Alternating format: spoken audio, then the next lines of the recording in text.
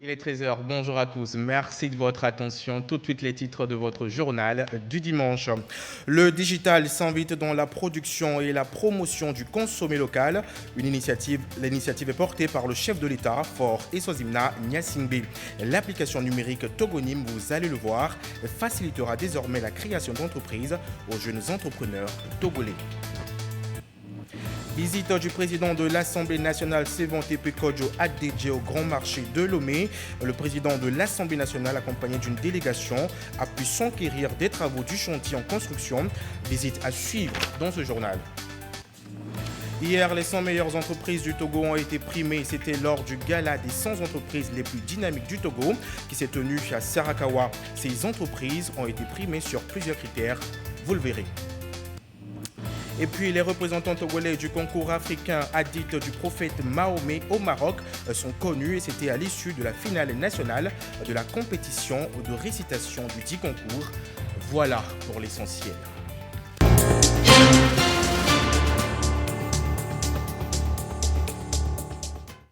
Oui, bonjour à tous. Vous suivez le journal du dimanche. Et on démarre avec l'actualité nationale. Travailler pour encourager la production et la promotion des produits locaux en mettant en place une politique de consommation locale axée sur le numérique. Cette initiative est soutenue par le président de la République, Faure Eswazimna Gnassingbé. Il s'agit de l'application Togonim, un outil qui va simplifier la création d'entreprises pour les jeunes entrepreneurs togolais. Ulrich Amega.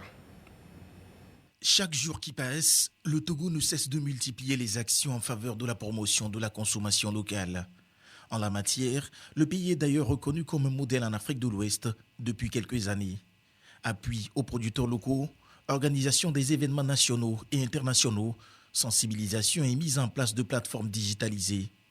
Entre autres initiatives portées par le président de la République, Faure Eswazimna Gnassingbé, qui donne de l'énergie aux entrepreneurs locaux et représente une motivation pour la jeunesse entrepreneuriale. Une motivation qui s'est illustrée par la création de Togonim, une application conçue par un jeune développeur togolais dont le produit fini a été présenté à la cérémonie de lancement de la 3e édition du mois du consommé local. Elle promeut la consommation locale et permet aux travailleurs de mettre leurs produits de qualité sur le marché afin d'augmenter leurs revenus. L'outil est opérationnel pour la visibilité des produits locaux sur l'ensemble du territoire national. Togonim donne aux consommateurs la possibilité de géolocaliser les produits et leurs producteurs pour passer des commandes, payer en ligne et se faire livrer où que l'on soit. Ce qui augmente leur visibilité et leur chiffre d'affaires. Ces avantages sont nombreux et non négligeables. Elle réduit la dépendance aux importations conformément à la stratégie nationale de développement durable destinée à valoriser les produits du terroir et à encourager une consommation plus responsable et solidaire. L'on voit là une volonté affichée du chef de l'État qui insuffle une énergie nouvelle au secteur et par ricochet à l'économie nationale. La stratégie du consommé local mise en place donne des fruits. Le mois du consommé local, par exemple, sert de vitrine aux produits, biens et services faits au Togo. La tenue de cet événement a engendré une augmentation d'environ 40% du chiffre d'affaires ainsi que le renforcement des effectifs dans plusieurs secteurs comme le cosmétique, l'habillement et l'agroalimentaire. Au cours des derniers mois, plusieurs décisions ont été prises dans ce sens. Le projet Initiative pour la certification de 50 produits prioritaires du terroir togolais en fait partie. Il vise à encourager les producteurs à privilégier la qualité. Autre avancée remarquable dans le secteur de la production et de la promotion de la consommation locale qui porte la marque du président de la République. Le centre de formation en métier du textile et de l'habillement installé sur la plateforme industrielle d'Adetikopé. Des milliers de jeunes sont formés dans cet environnement industriel dans la fabrication des vêtements made in Togo. Déjà en octobre 2023, plus de 123 000 vêtements ont été exportés vers les USA, d'autres distribués dans des points stratégiques du pays. Aussi, la foire internationale de Lomé, annuellement organisée sur le site du CTF à Lomé, est une réelle opportunité de marché pour les producteurs locaux qui y présentent et vendent leurs travaux, nouent des partenariats fructueux. Pour l'édition 2023, plus de 580 000 visiteurs ont été enregistrés, contre 325 000 l'édition précédente. Et pour le bonheur des jeunes entrepreneurs ou futurs entrepreneurs, la foire Made in Togo ouvrira bientôt ses portes à Lomé. Cet événement offrira aux entrepreneurs locaux qui excellent dans la production locale de se mettre en valeur. La première édition du Forum régional de l'AIF Africa Youth Impact sur le thème « Construire une conscience et une culture de l'entrepreneuriat » s'est achevée hier. Cette rencontre régionale a permis aux chefs d'entreprise de partager leurs expériences pour motiver les jeunes à créer leurs propres entreprises. Toutes les parties prenantes étaient satisfaites. Carmen Madjakapo. La rencontre régionale de l'impact de la jeunesse a rassemblé des jeunes entrepreneurs de divers pays africains pour 2 jours d'échanges et d'apprentissage. L'Africa Youth Impact Forum AIF 2024 leur a offert l'opportunité de se rencontrer, de développer leur réseau et de bénéficier de l'expérience de ceux qui ont déjà réussi. Je suis entrepreneur. Le forum, moi, me permet aujourd'hui de voir pour les prochaines fois comment je peux faire pour mobiliser des capitaux pour faire développer ma structure. Mais au-delà de ça, il y a des contacts qui sont noués. Et aujourd'hui, toi seul, tu ne peux pas évoluer dans ton environnement. Il faut faire développer ton écosystème de business. Ça va m'aider à développer plus que mon activité que je viens de commencer. J'ai commencé ça depuis, mais ça va m'aider encore plus à propulser ça. Pour les organisateurs, l'Africa Youth Impact Forum AIF 2024 a tenu toutes ses promesses. Nous avons pu réunir plus de 200 délégués et la grande différence cette année, c'est que justement pour cette première édition, nous avons plusieurs pays qui étaient représentés. Parmi les participants, nous avons 6 différents pays africains. Et parmi les formateurs, nous avons également plusieurs autres pays. Plusieurs pays sont engagés à organiser des AIF dans leur pays aussi à partir de l'année prochaine. Donc nous sommes très heureux. Au cours du forum, un concours de pitch a été organisé. Les lauréats ont été primés. African Union Group de réflexion panafricain, organisateur de l'Africa Youth Impact Forum AIF, continue d'œuvrer pour relever les défis du continent. Le forum AIF constitue un pas vers la réalisation de cette vision. Il offre un cadre propice au dialogue et à l'échange d'idées pour un meilleur avenir en Afrique. Et chaque entrepreneur ou futur entrepreneur n'a pas les mêmes motivations pour créer son entreprise. Pour construire un écosystème entrepreneurial prospère au Togo, plusieurs ONG, organismes internationaux et associations accompagnent les jeunes dans le processus de création d'entreprise. Dans ce dossier, Carmen Madji Akakpo revient sur les aptitudes pour être un bon entrepreneur. Regardez. Devenir son propre patron est une idée séduisante qui permet de mettre à profit ses compétences et donner un sens nouveau à sa carrière. Mais qu'on rêve de développer une entreprise florissante et de diriger une équipe requiert un certain nombre de qualités.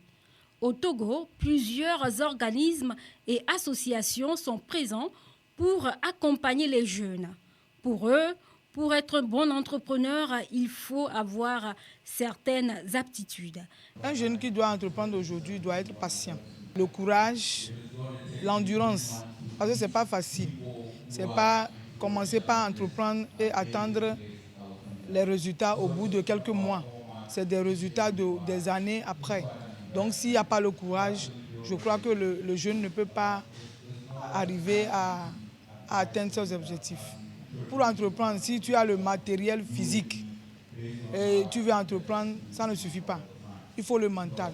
Quand le mental est bien posé, je crois que toutes les difficultés auxquelles la personne fait face, il pourra s'en sortir facilement. Plusieurs jeunes réussissent aujourd'hui dans le domaine entrepreneurial grâce à l'appui et au conseil de mentors.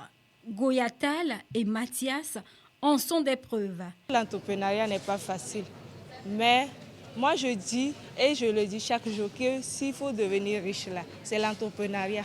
C'est vrai que quand tu entreprends, tu as besoin des moyens pour investir dans l'entreprise, pour que ça évolue, mais je pense que c'est mieux. Tout le monde ne veut pas travailler pour l'État, donc le mieux c'est de continuer quelque chose et par l'aide de Dieu, ça a pris.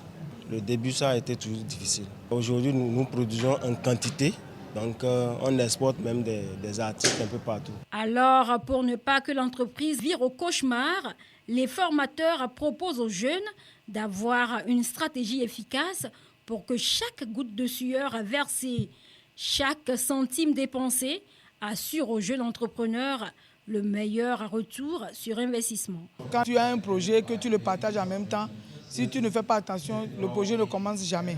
Il y a d'autres qui te découragent, qui disent non, ça ne va pas marcher, l'autre a fait, ça n'a pas marché. Tu peux commencer seul ou tu peux commencer collectivement. Certains experts pensent que la personnalité de l'entrepreneur a également une influence directe sur le succès de l'entreprise. Pour eux, certains traits de caractère comme la capacité à assumer une forte charge de travail, le fait de se montrer digne de confiance ou de faire preuve de détermination contribuent fortement à la réussite de l'entreprise. Et je vous l'annonçais dans les titres, la tournée des députés avec les habitants des différentes préfectures du Togo se poursuit. Le président de l'Assemblée nationale, Sévon Tepe Kodjo Adedje, accompagné d'une délégation de députés UNIR, a visité le chantier de construction du bâtiment du Grand Marché de Lomé à Daoulato. Cette visite vise à renforcer la proximité avec les populations et à recueillir leurs attentes réelles. Norbert Agbedanou. La nouvelle approche des députés est d'être plus proche des populations. Pour concrétiser cette vision, le président de l'Assemblée nationale, Sévon Tepe Kodjo Adedje, effectue des tournées à la rencontre des communautés. Il s'est rendu au Grand Marché de Lomé pour constater l'état d'avancement des travaux du bâtiment central en construction. Sous la direction du maître d'ouvrage et du contrôleur, le président de l'Assemblée nationale et sa délégation, composée de députés unis Grand Lomé, ont visité cette infrastructure commerciale.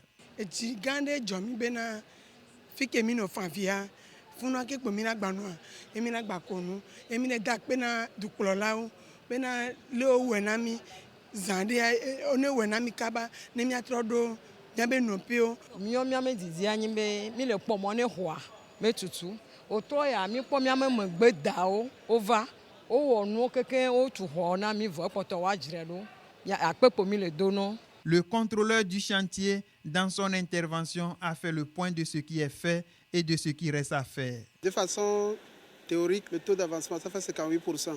Les travaux de protection incendie sont aussi, les réservations sont achevées. Il reste les équipements terminaux et aussi les bâches à eau, tout ce qui est réservation, électricité, l'approvisionnement des ascenseurs aussi sont déjà faits. La reconstruction de ce bâtiment, une action du chef de l'État togolais, Faure Essozimna Nyasingbe, pour soulager et accompagner les commerçants du Grand Marché de Lomé. Après avoir fait le tour de ce bâtiment, la délégation s'est félicitée de l'évolution des travaux et s'est prononcée sur les mobiles qui justifient leur démarche. Dans son discours de clôture de la première session ordinaire, le président de l'Assemblée nationale demandait aux députés de rester attentifs aux préoccupations des populations que nous représentons. Et c'est dans cette droite ligne que nous avons accompagné le président de l'Assemblée nationale pour nous rendre compte de l'état d'avancement de la construction du Grand Marché de Lomé. Nous avons dans un premier temps écouté les responsables de cette construction qui nous ont expliqué qu'ils sont à plus de 50% de réalisation. À l'endroit de nos sœurs, de nos mamans du Grand Marché, nous leur disons de rester confiantes et nous les représentons à l'Assemblée nationale et nous ferons tout pour suivre les travaux jusqu'à leur terme. Le président de l'Assemblée nationale, quant à lui, a exhorté le maître d'ouvrage et son équipe à poursuivre les travaux. Il les convie à faire le nécessaire pour livrer les travaux dans le délai convenu. La délégation a également rencontré l'Association des femmes vendeuses de pagnes du Grand Marché de Lomé. Une opportunité pour elles d'exposer leurs préoccupations aux députés qui ont promis de les porter aux plus hautes autorités du pays.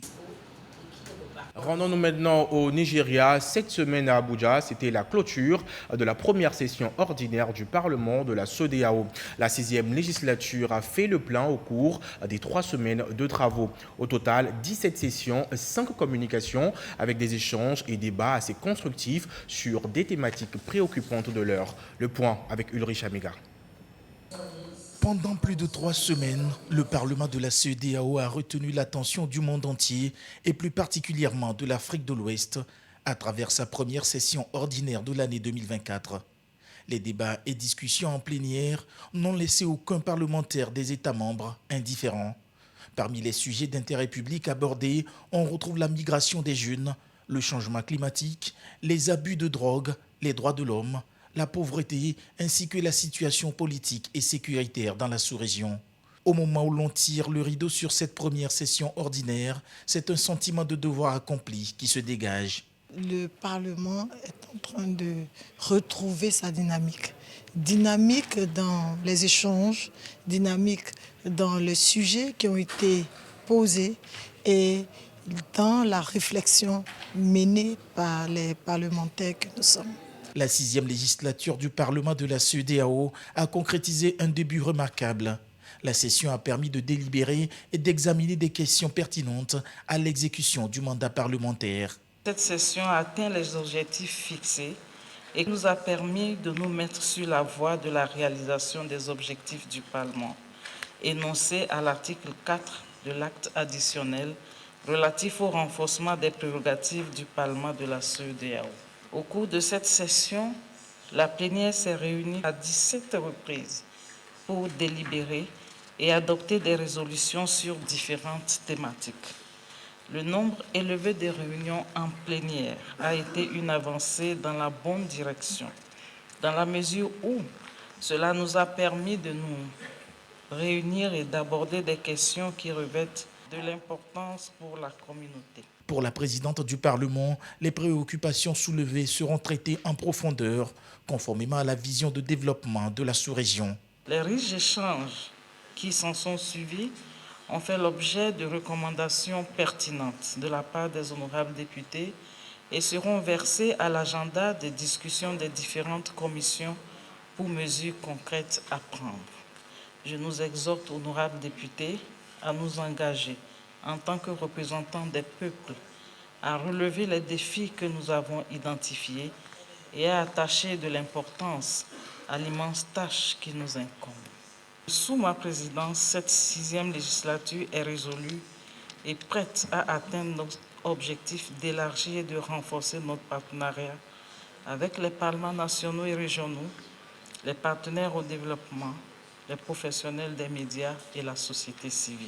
Les engagements pris par cette 6e législature représentent désormais un repère permettant de construire une CEDEAO au service de l'épanouissement et du bien-être de ces peuples. Cette session de la 6e législature a été marquée également par une déclaration importante du bureau dirigeant en réaction aux divers incidents récents que vous avez probablement dû voir sur les réseaux sociaux.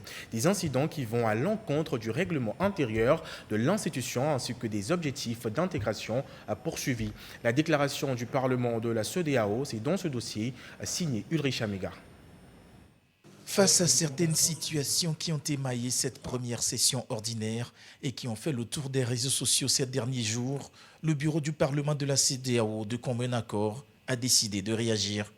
Une sortie à l'allure de rappel à chacun des règlements intérieurs qui régissent le fonctionnement de l'institution communautaire, mais aussi des valeurs chères aux pères fondateurs. Le bureau du Parlement de la CEDEAO tient à exprimer sa profonde préoccupation et désapprobation face aux excès verbaux observés au cours de nos sessions à l'égard des chefs d'État et de gouvernement des États membres de la CEDEAO par un des nôtres.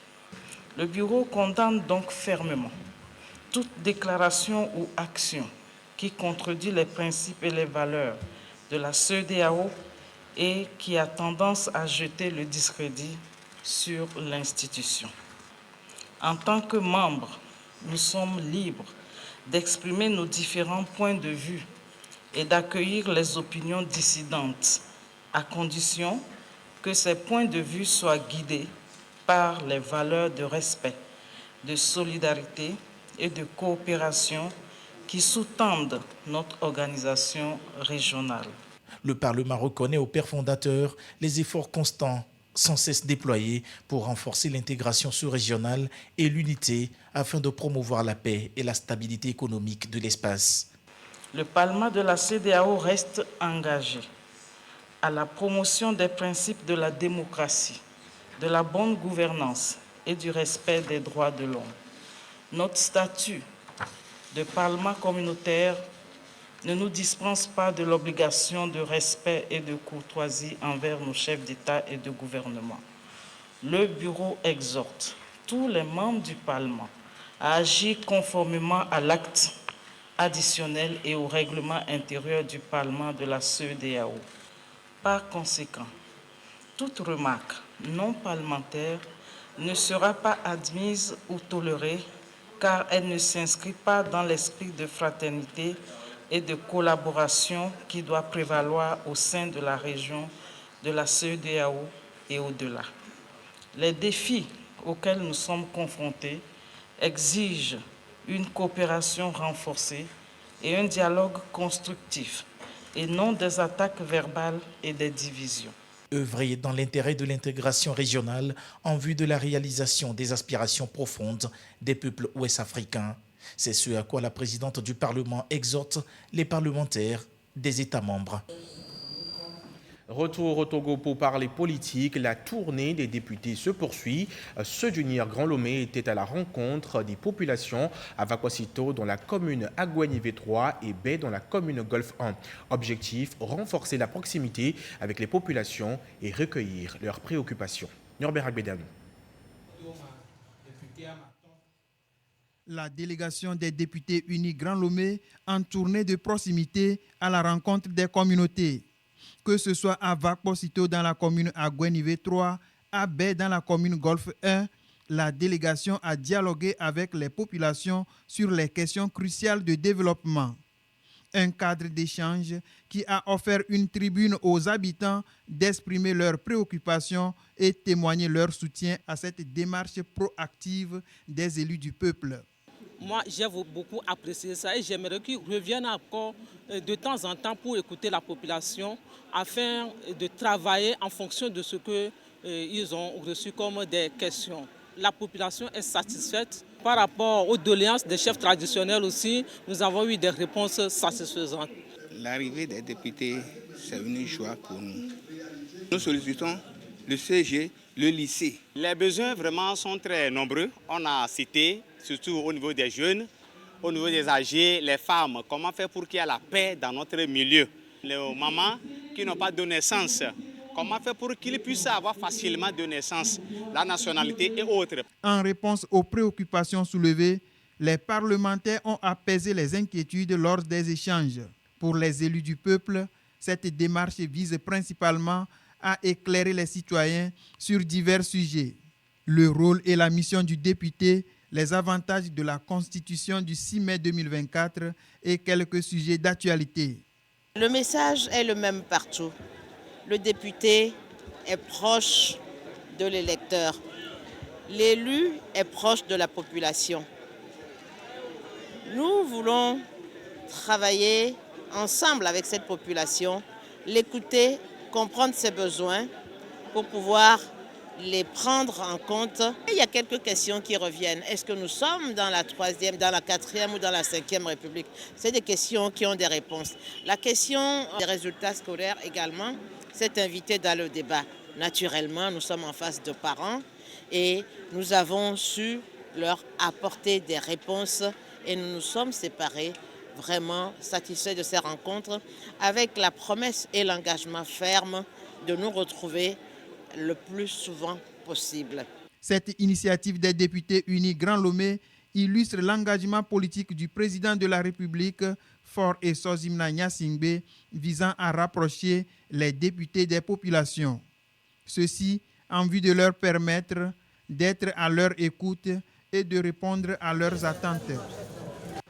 Les populations de Bina ont elles aussi échangé avec une délégation du Parti UNIR sur la 5e République. Elles ont profité pour poser des questions et soumettre quelques doléances. Nestor Mouzou. La préfecture de la Bina, 3e étape de la tournée des députés de la région de la Kara. Depuis quelques semaines, les députés jouissent de leurs vacances parlementaires. Ils mettent à profit ces vacances pour aller au contact des différentes couches socio-professionnelles. Objectif, détailler à leur auditoire les dispositions de la nouvelle constitution qui fait entrer le Togo dans la 5e République. Il s'agit de cela certes, mais il est également question d'écouter les populations par rapport à leurs préoccupations. On les représente dans l'hémicycle et à cet effet, il faudrait qu'on les écoute, écouter leurs priorités et de manière à ce qu'on puisse défendre ces priorités-là au sein de l'hémicycle pour améliorer leur cadre de vie. Et donc, c'est des tournées d'information et d'échange surtout avec les groupes cibles. C'est déjà un grand changement. Pourquoi? Parce qu'habituellement, c'est lors des campagnes électorales qu'ils nous voient, qu'ils nous rencontrent. Et dès que les députés sont élus, quand ils vont à l'hémicycle, bon, ils viennent de temps en temps, mais pas de cette manière-là. C'est donc une impulsée par les députés, être à l'écoute permanente des populations, autorités locales, conseillers municipaux, chefs traditionnels, comités cantonaux de développement, enseignants, associations de parents d'élèves, organisations de femmes et de jeunes, producteurs, commerçants et syndicats. Ce sont les groupes cibles rencontrés. Beaucoup se sont exprimés pour saluer cette initiative. Et comme la perche leur a été tendue pour extérioriser leurs préoccupations, ils n'ont pas hésité. Les gens ont exprimé des besoins de pistes, et des écoles, d'électricité. Les députés vont partir avec ces préoccupations en vue d'analyser et de répondre aux sollicitations des populations. Sur la Constitution qu'ils nous ont édifiée, sur essentiellement le rôle entre le président du Conseil et le président de la République. Au niveau de l'éducation, nous avons posé la préoccupation selon laquelle aujourd'hui l'enseignement a des soucis, surtout par rapport aux résultats de cette année. Nous avons posé le problème aux députés de voir comment ils peuvent vraiment accompagner le corps enseignant pour que nous puissions obtenir de meilleurs résultats. Ça nous a permis vraiment de leur dire ce qui se passe en matière d'agriculture. Nous avons atteint les intrants, les engrais qui sont là, mais seulement la mécanisation maintenant, si c'est possible, qu'on peut alléger la tâche sur le prix des tracteurs. C'est une doléance pour des magasins dans les Alpes. Sinon, nous avons félicité vraiment le chef de l'État pour ses efforts. Vraiment, et nous avons dit que Dieu le bénisse. À la fin des échanges avec les populations de la Bina, les députés ont visité la rizerie de Chikawa, une entreprise qui décortique le riz local pour le transformer en produits manufacturés. Elle a démarré ses activités en 2013 avec 86 tonnes. Aujourd'hui, elle a atteint 1500 tonnes. Ces produits sont destinés au marché local et à l'exportation. Les députés se sont rendus aussi sur la zone d'aménagement agricole planifiée de Chikawa. Cette ZAP s'étend sur plus de 700 hectares avec pour principale spéculation le maïs. En dehors du maïs, le riz et le soja sont les autres cultures. Les exploitants de cette ZAP ont fait le choix de devenir de véritables entrepreneurs, comme le prône le chef de l'État, pour vivre décemment de leurs activités. Le centre de transformation agricole de la Bina est la dernière unité visitée. Une unité en chantier qui se met en place dans le contexte de la mise en œuvre de l'agropole de Kara. Même exercice du côté de Blita, ces populations ont elles aussi échangé avec les députés du Parti UNIR, Union pour la République. Retrouvons Désiré Aloy pour des précisions.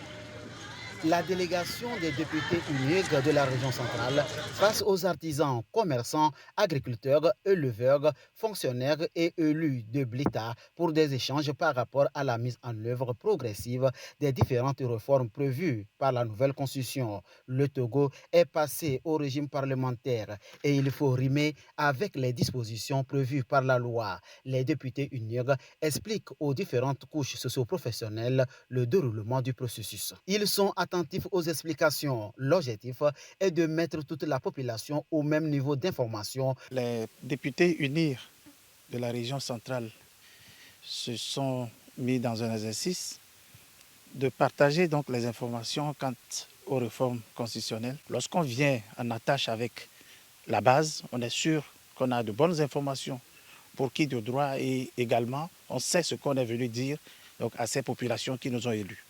Et le besoin d'information également a permis à tous de savoir que c'était un exercice qui valait la peine.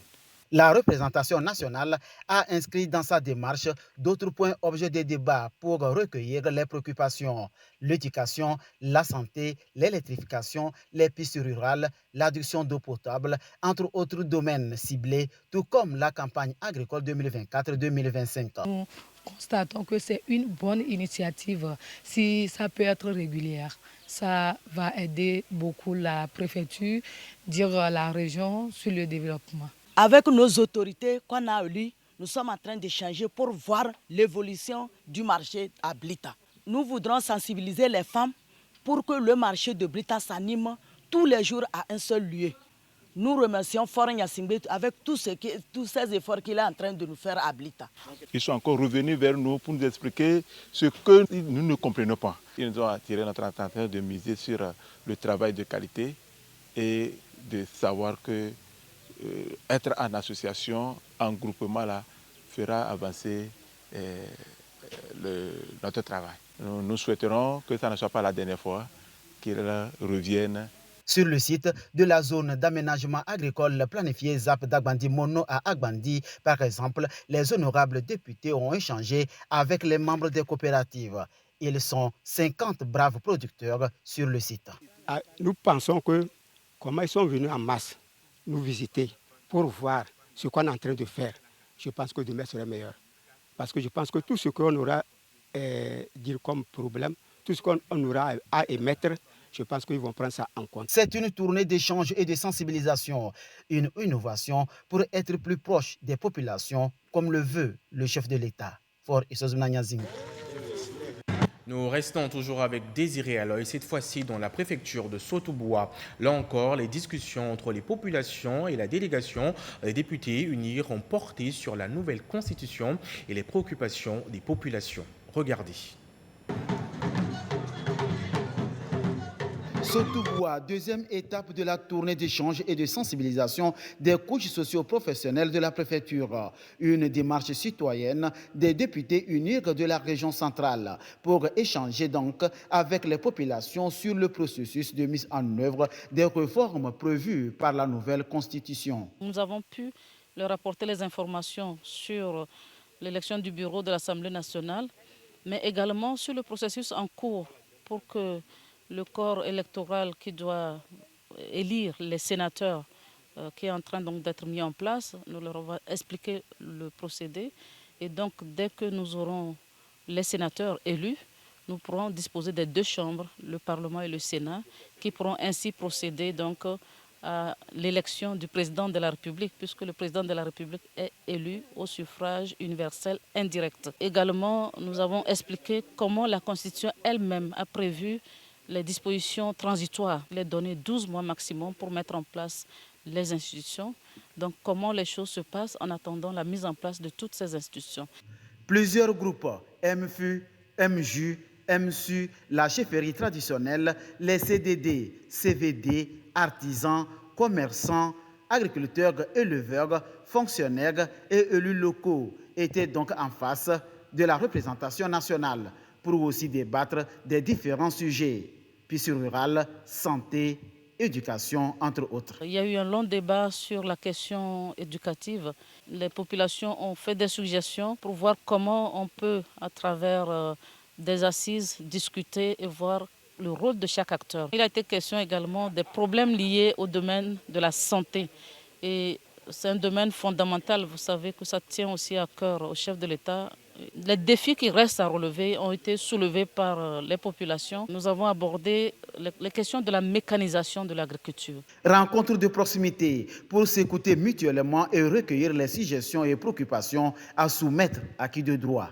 Nous n'aurons plus à avoir des problèmes liés à l'intoxication et à la désinformation. Leur présence aujourd'hui nous rassure et nous édifie. Désormais, on sait quelle est la bonne information. Et nous nous engageons au retour de pouvoir porter la même information telle que nous l'avons reçue pour aider la population à savoir exactement où nous sommes en train d'aller avec ce régime parlementaire. Tout ce qui nous ont présenté dans le programme du chef de l'État, nous avons espoir. Et nous savons que demain sera meilleur. En tant que bénéficiaires de FNFI, nous profitions pour demander qu'on nous vienne en aide pour que le financement vienne à temps, afin que nous puissions nous lancer dans nos projets et que nous puissions réussir et bien rembourser nos crédits. Évoluer avec ça pour devenir encore des femmes plus épanouies qu'avant. Ceci nous permet de comprendre un peu ce qui se passe à l'hémicycle et ça nous permet aussi de pouvoir dire à nos honorables députés nos préoccupations. Avec ceci, ça prouve que la jeunesse peut avoir l'espoir par rapport à la faisabilité des enjeux de la Ve République. Les questions relatives à l'éducation sont ressorties et des propositions sont en train d'être faites pour améliorer le secteur de l'éducation, qui est un secteur clé pour le développement. La démarche, elle est très intéressante, tout ira encore mieux pour l'avenir. Après les débats en salle, les députés ont visité le centre hospitalier préfectoral de Sotouboua pour toucher du doigt les prestations des différents services. Leur présence et leur visite dans les différents services de l'hôpital sera un atout pour améliorer le plateau technique. Nous gardons espoir. Cette visite achevée, ils mettent le cap sur la zone d'aménagement agricole planifiée ZAP de Tabender. Elle a une superficie de 105 hectares exploités par 100 entrepreneurs agricoles, parmi eux 32 femmes. Il y a un champ école sur la ZAP et sur le champ école là, nous on pratique ça aussi sur nos parcelles. Et ça c'est une bonne aide pour nous. Mais cette année, on nous a amené vite les produits, surtout la semence, l'engrais, le soja à temps. Avec l'arrivée des honorables députés, ça va nous avantager et on aura l'appui. Jusqu'à 2025, on sait que notre ZAP va aller jusqu'à 300 hectares et beaucoup de producteurs et beaucoup de réussites. C'est ça notre souhait. La croissance économique, le bien-être des populations reste la préoccupation du chef de l'État, président du parti UNIR. Ces échanges restent une dynamique renforcée imprimée par le parti UNIR. Les suggestions et préoccupations notées seront analysées et prises en compte selon les députés à l'effet de contribuer à accélérer le processus de développement. Autre sujet d'actualité, le Togo se prépare à accueillir le 9e congrès panafricain du 29 octobre au 2 novembre prochain. Les différentes activités qui vont meubler ce congrès à Lomé ont été dévoilées aux médias lors d'une conférence de presse qui s'est tenue cette semaine. Comment se déroulent les préparatifs? Quelles sont les activités qui ont été dévoilées lors de cette conférence de presse? Telles sont entre autres les questions que nous allons aborder avec notre invité. Il est déjà sur ce plateau, Monsieur Afon Sidamino. Bonjour. Bonjour, monsieur Jérôme. Bienvenue sur ce plateau. Merci beaucoup. Alors, comme je viens de le mentionner, comment se déroulent les préparatifs de ce 9e congrès panafricain? Les préparatifs du 9e congrès panafricain de Lomé, qui va se tenir du 29 octobre au 2 novembre 2024, se déroulent dans des conditions optimales. Le lancement du 9e congrès a eu lieu le 22 mai 2023. Il y a le site web du 9e congrès panafricain qui est créé, le haut comité en charge de la décennie des racines africaines et des diasporas africaines, qui est composé de 15 ministres et présidé par le Togo, s'emploie à ce que les activités ou les recommandations des chefs d'État et de gouvernement de faire du 9e congrès panafricain un congrès inclusif. Également, le haut comité travaille à cela. Les jeunes Togolais, les jeunes de la diaspora, les afro-descendants également sont mobilisés, sont fortement impliqués dans le cadre des préparatifs de ce 9e congrès. En effet, dans ce cadre-là, il y a un appel à candidature qui a été lancé par le ministère des Affaires étrangères, qui a abouti à la sélection de 20 jeunes qui vont prendre part au 9e congrès panafricain. D'accord. Alors, on sait que ce congrès a forcément des objectifs. Parlez-nous un peu de ces objectifs, monsieur Sidamino. Les objectifs du 9e congrès panafricain, entre autres, c'est de réaffirmer l'importance incontournable du continent africain sur la scène mondiale. Il s'agit, entre autres, également de d'aboutir à la réforme des institutions multilatérales, puisque c'est l'objectif principal du 9e congrès.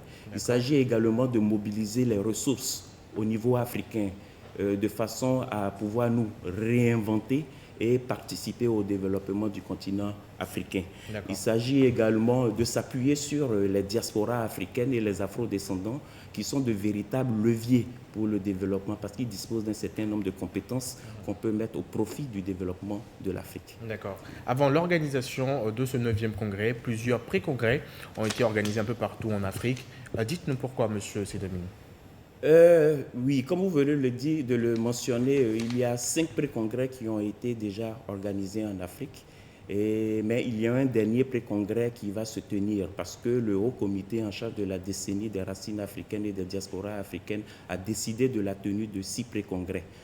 Il s'agit, c'est important parce que les thématiques qui sont discutées au cours de ce pré-congrès-là sont des thématiques essentielles et il s'agit donc de permettre aux États, aux associations, aux organisations de la société civile, aux universitaires, aux artistes, de s'impliquer et de faire des propositions, des recommandations concrètes qui seront réversées lors du congrès panafricain de Lomé. Donc il s'agit donc de rendre ce congrès-là véritablement inclusif. C'est l'une des raisons qui justifie les conférences préparatoires qui se sont tenues et qui vont se tenir. D'accord. Alors parlez-nous un peu des activités qui vont meubler ce congrès. Pour le moment, le programme des activités en cours d'élaboration, il n'est pas encore finalisé, mais je peux d'ores et déjà dire qu'il va y avoir des panels, des travaux en commission, il va y avoir également un certain nombre d'activités culturelles. Et si on se réfère au pré-congrès, cela va porter sur des thèmes divers tels que la réforme des institutions multilatérales, le terrorisme, l'extrémisme violent, l'économie, la paix, puisque nous savons que le Togo est la capitale de la paix, de la médiation, du dialogue et de la tolérance. Voilà. Alors, malheureusement, c'est déjà fini. Un mot de la fin. C'est d'abord de dire merci à la TVT au nom du ministre des Affaires étrangères, le professeur Robert Doucet, pour cette opportunité-là que vous nous donnez de parler du 9e congrès panafricain et ensuite de rassurer tout le monde quant à cette volonté-là du gouvernement togolais sous le leadership du président de la République, son Excellence M. Faure Essozi Gnassingbé, de faire du 9e congrès panafricain une réussite. Monsieur Sedaminou, merci d'être passé sur ce plateau. C'est moi qui vous remercie. Et nous poursuivons ce journal. Le Togo a accueilli hier samedi pour la 4e fois le gala des 100 entreprises les plus dynamiques, une initiative du cabinet international Ecofinance Entreprises qui est à sa 20e édition. Cet événement majeur vise à promouvoir les entreprises en Afrique et a été marqué par la remise de distinction aux 100 entreprises les plus performantes de l'année. Marie-Reine Abeta.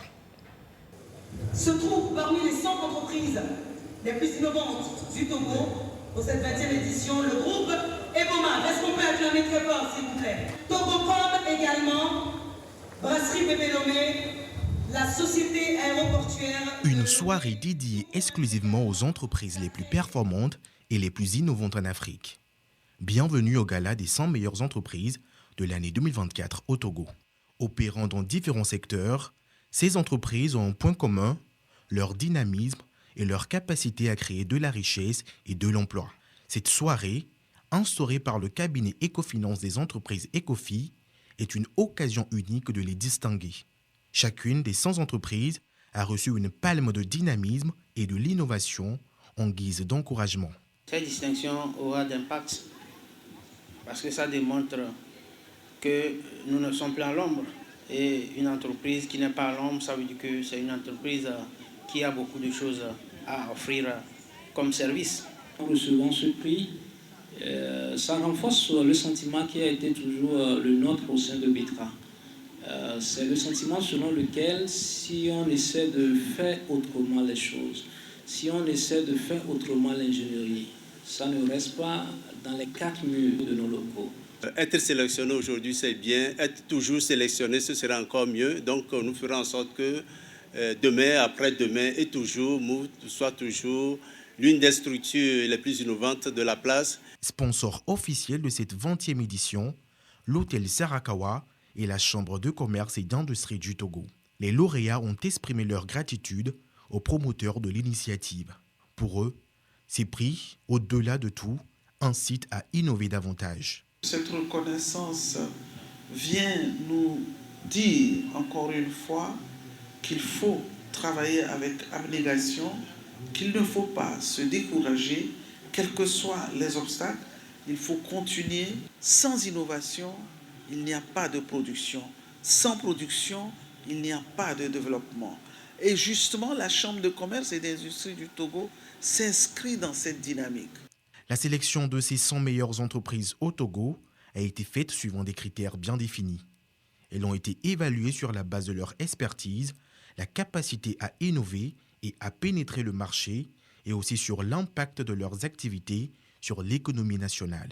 Le Togo a eu l'honneur de recevoir cette 20e édition et donc les entreprises togolaises ont été à l'honneur. Cette 20e édition a été une édition marquée par des étapes d'innovation et également de promotion des entreprises. La partition jouée par l'hôtel Sarakawa nous a permis d'être dans un milieu qui a répondu à nos besoins en termes justement de qualité des services, qualité d'accueil. Le Togo regorge d'entreprises dynamiques, innovantes, qui ont la capacité d'aller même à l'étranger pour vendre leur expertise.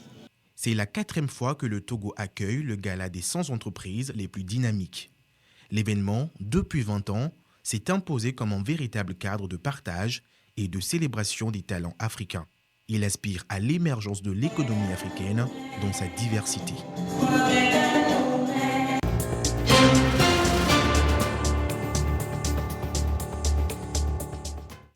Actualité internationale à présent, la Grande-Bretagne retire son soutien à Israël. Le Premier ministre Keir Starmer a déclaré vendredi qu'il abandonnait l'opposition de son pays à un éventuel mandat d'arrêt contre le Premier ministre israélien Benjamin Netanyahou.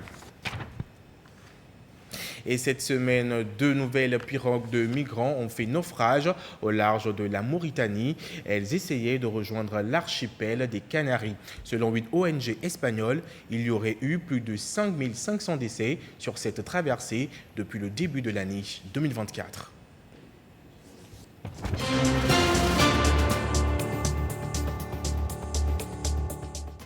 Économie à présent, la Pintade a désormais sa journée. La première édition a eu lieu hier samedi à Dapaon, dans la région des Savanes, connue pour son élevage en abondance des pintades. L'initiative est portée par l'ONG Élevage et Solidarité des familles au Togo en collaboration avec l'association Élevage sans frontières et l'IFAD Élevage de Barkwassi. L'objectif est de promouvoir l'élevage des pintades dans la localité et de valoriser la consommation locale. Yataratem. Dégustation de ce plat préparé avec la viande de la pintade annonce ici à Dapaon la première édition de la journée de la pintade, symbole culturel et culturel de la région des Savanes au Togo. C'est une composante du projet Hors Grille des Savanes pour célébrer l'art culinaire de la région. L'élevage de la pintade, activité traditionnelle, est de nos jours confronté à de nombreux problèmes d'ordre technique. Avec la journée de la pintade, l'ONG Élevage et Solidarité pour les familles au Togo célèbre la pintade, cette volaille très prisée qui s'invite désormais à volonté dans les plats. Le projet est arrivé pour remédier à la mortalité des pintados. Au bout de 7 ans, nous avons de bons résultats. Il faut aussi fêter cette volaille et montrer quelle valeur elle a dans nos cultures au Togo. Le thème, c'est consommons nos produits. Consommons ce que nous produisons pour être en bonne santé. Au Togo, c'est la région des Savanes qui approvisionne le reste du pays en pintade. La première édition de la journée de la pintade offre un cadre aux différents acteurs de découvrir les avantages du projet Hors Grille des Savanes. Cette journée aujourd'hui va en droite ligne avec l'axe 3 d'intervention de l'élevage sans frontières, qui est l'appui au développement de filières alimentaires locales.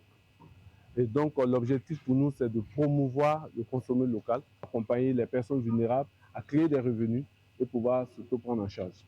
La première édition de la journée de la pintade permet de réduire la vulnérabilité économique et alimentaire des ménages ruraux. l'accroissement de la production de la pintade et sa commercialisation sur les marchés nationaux, une plus-value aux producteurs. Nous voulons saisir cette occasion pour lancer un appel à tous les acteurs pour que cette journée puisse se pérenniser et qu'à travers ça, ce soit la promotion de l'élevage, de la consommation locale. Le projet Orgri des Savanes, appui à la filière pintade dans la région des Savanes, est exécuté dans 3 préfectures, Oti, Tandjouaré et Toune.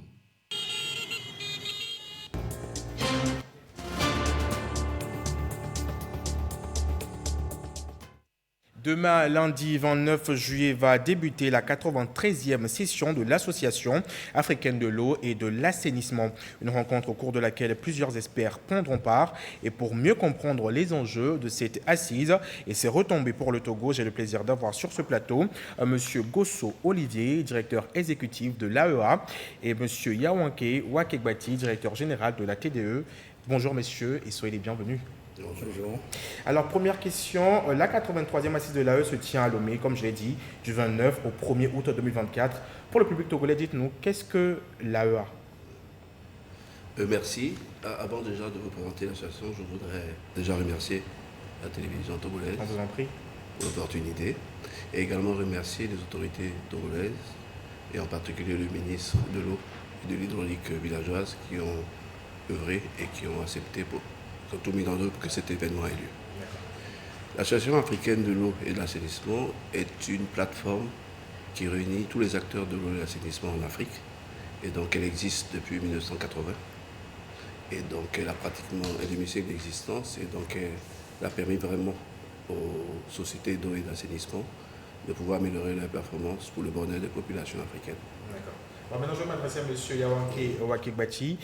Avant d'adopter cette dénomination aujourd'hui qui est l'AEA, elle a connu plusieurs changements de nom, autrefois connue sous le nom d'Union africaine des distributeurs d'eau UADE. L'organisation a évolué pour devenir l'Association africaine de l'eau AE, puis a été renommée Association africaine de l'eau et de l'assainissement AEA depuis le 20 février 2023 lors du 28e congrès international et exposition.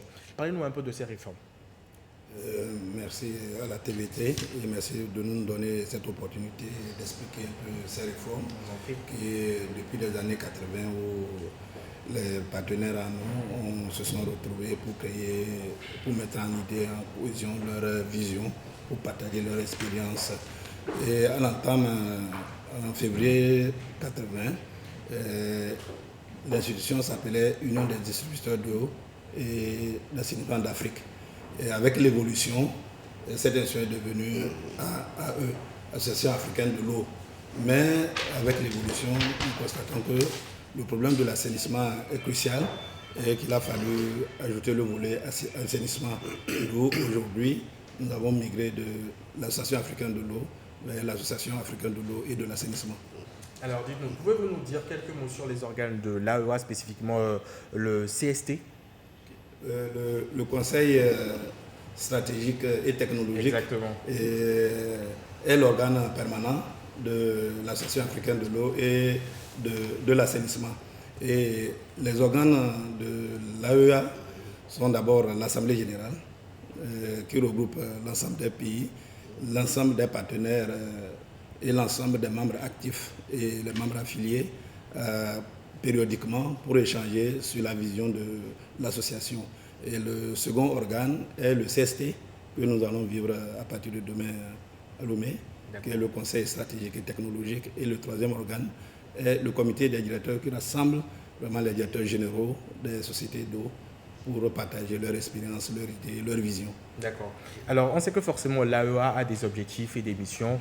Parlez-nous un peu de ces objectifs et de ces missions.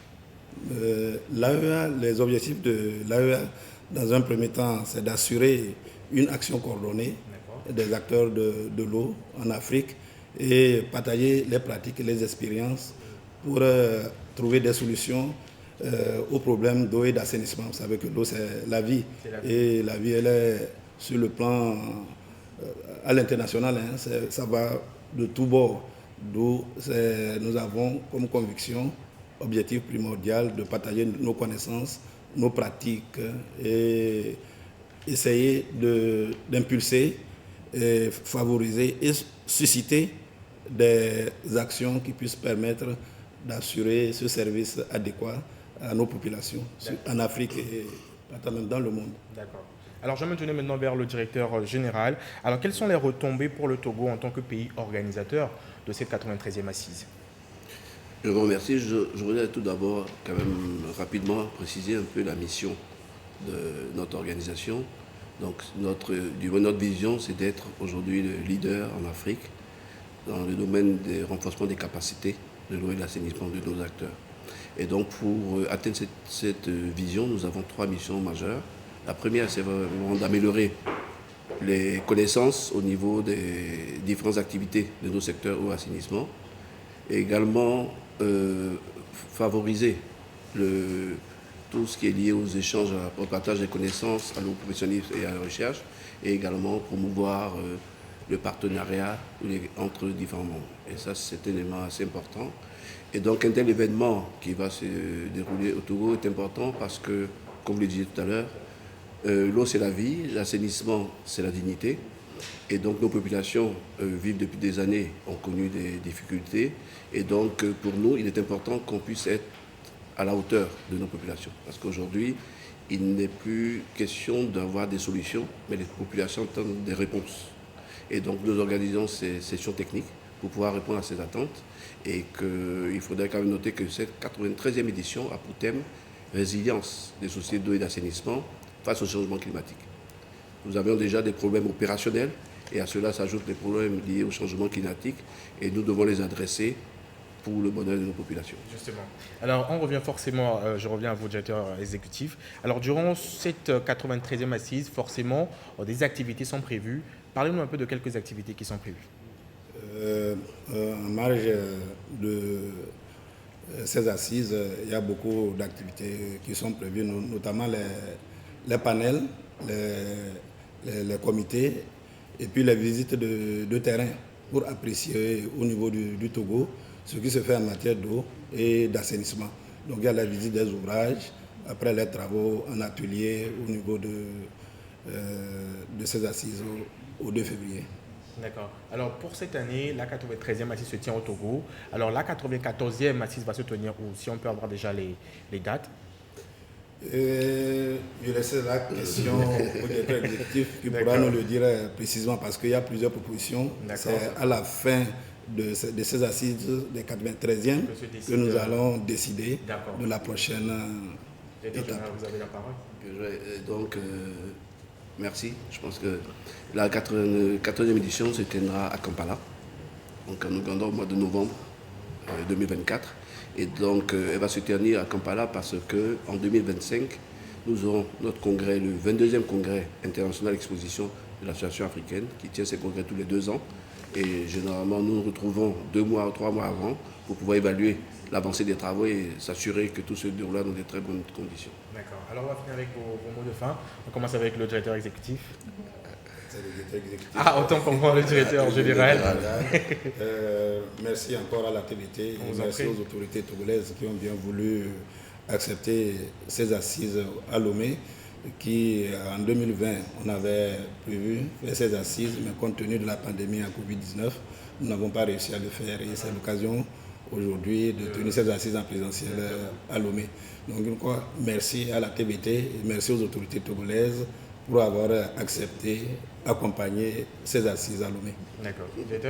Moi, pour le mot de fin, je dirais que pour la vie et pour la dignité, on ne fait jamais assez. Donc aujourd'hui, se réunir au Togo, et comme je le dis, nos populations, elles attendent de nous des réponses. Et je pense que ces réponses, il faut qu'elles soient des réponses africaines venant de nous, des réponses adaptées.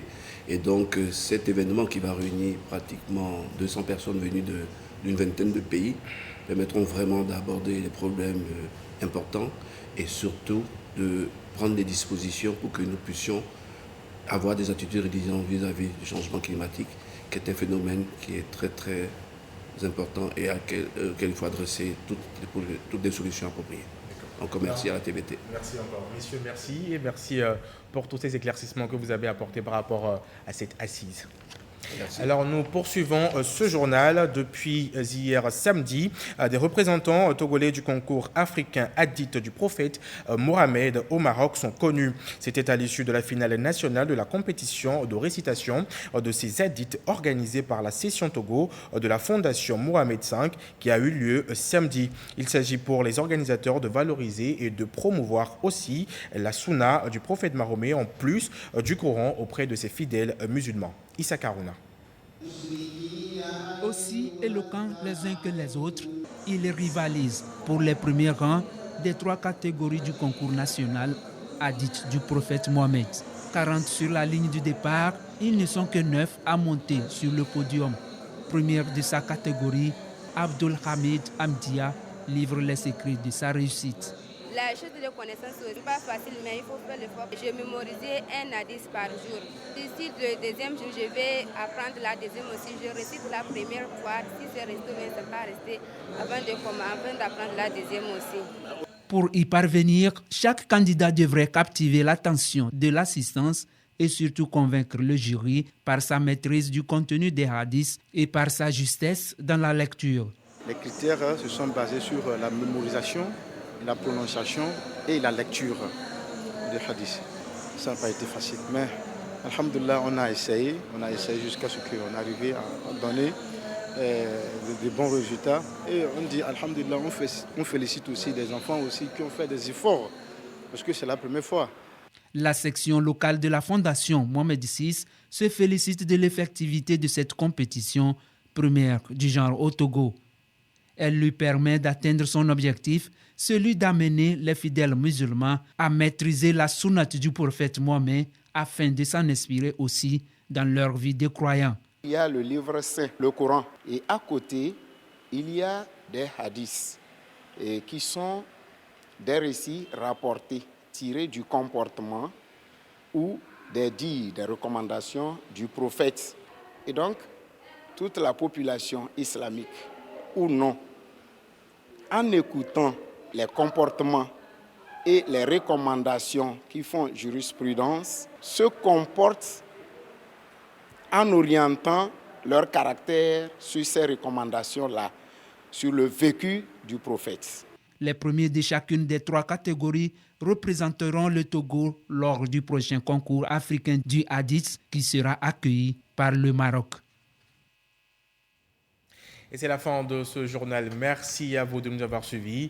Nos programmes se poursuivent sur la télévision togolaise. Au revoir.